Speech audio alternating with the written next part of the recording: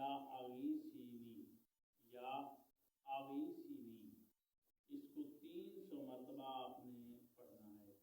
فجر کی نماز کے بعد ایک سجدہ، ظہر کی نماز کے بعد ایک سجدہ، عصر کی نماز کے بعد ایک سجدہ، مغرب کی نماز کے بعد ایک سجدہ، اور عشاء کی نماز کے بعد ایک سجدہ، یعنی کہ آپ کے 5 سجدے بنیں گے، اور ہر سجدے میں آپ تسبیح فاطمہ زہرا سلام اللہ علیہا اللہم صلی علی محمد وعلی محمد، یہ تسبیح آپ پڑھیں گے۔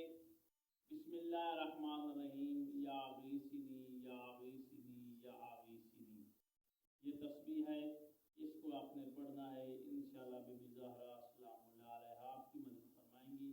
آپ اس تسبیح کو ادا کریں، اللہ تعالیٰ آپ کو ہر مشکل